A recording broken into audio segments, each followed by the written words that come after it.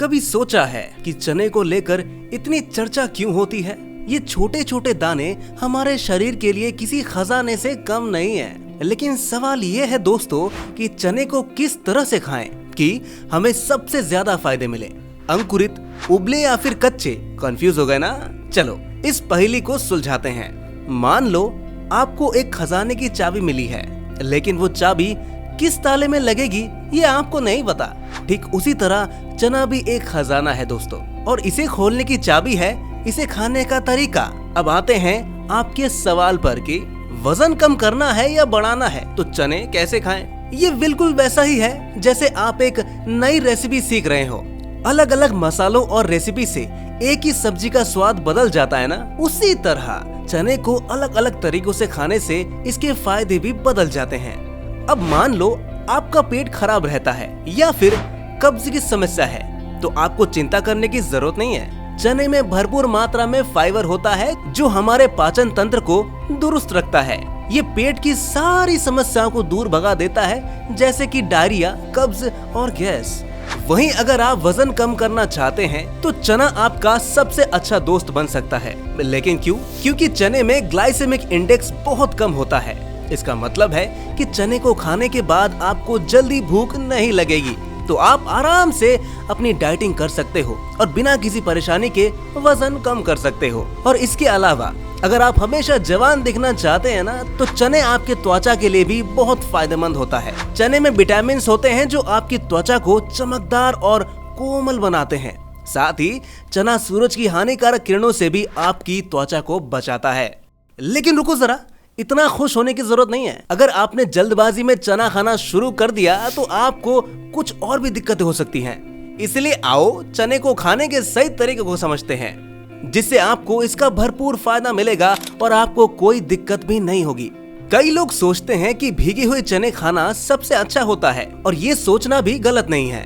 भीगे हुए चने में कई पोषक तत्व होते हैं, जैसे कि कार्बोहाइड्रेटेड, प्रोटीन और फाइबर। लेकिन क्या आप जानते हो कि कच्चे चने को पचाना हमारे शरीर के लिए थोड़ा मुश्किल होता है? हाँ, ये बात भी सही है कि कच्चे चने में फाइबर बहुत होता है, जो कि हमारे लिए बहुत अच्छा है। लेकिन अगर हम इसे ठीक से नहीं चबाते हैं तो हमारा शरीर को इसे पचाने में काफी दिक्कतें होती हैं। तो अगर आप कच्चे चने खाना चाहते हो तो कुछ बातों का ध्यान रखना बहुत जरूरी है। पहली बात तो ये है कि आपको बहुत सारे चने एक साथ नहीं खाना है।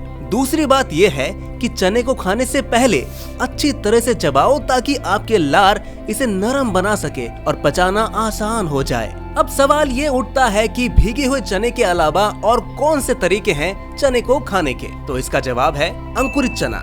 इसके अलावा एक और तरीका है जो सबसे अच्छा है, जिसे हम वीडियो में आगे बताएंगे। फिलहाल अंकुरित चने को खाने का सही तरीका समझते हैं। कई लोगों को लगता है कि चने को पानी में भिगो कर रख दिया जाए तो वो अंकुरित हो जाएगा, लेकिन ऐसा नहीं होता। अंकुरण की एक सही प्रक्रिया भी होती है, जिसके बारे में बहुत कम लोग जानते होंगे। अगर आपने चने को ठीक से अंकुरित नहीं किया तो आपको उसके सारे फायदे नहीं मिलने वाले। सबसे पहले चने को अच्छे से धो लो और फिर 8 से 10 घंटे के लिए पानी में भिगो के रख दो। जब चने फूल जाएं, तो उन्हें पानी से निकाल कर एक छलनी में रख दो और ऊपर से एक साफ कपड़े से ढक दो। अब इन्हें 12 से 14 घंटे के लिए ऐसे ही छोड़ दो।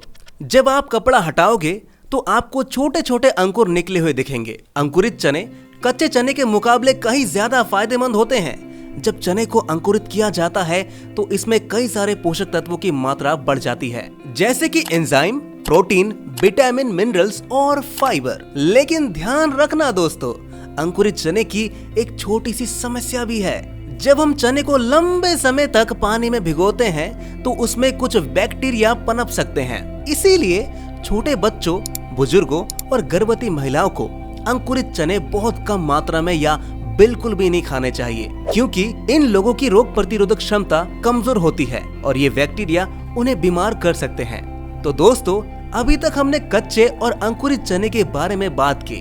अब बात करते हैं पके हुए चने की। पके हुए चने यानी कि उबले हुए चने हर किसी के लिए सबसे सुरक्षित विकल्प होते हैं। कच्चे चने को पचाने में शरीर को काफी मेहनत करनी पड़ती है और अंकुरित चने में बैक्टीरिया होने का खतरा रहता ही है।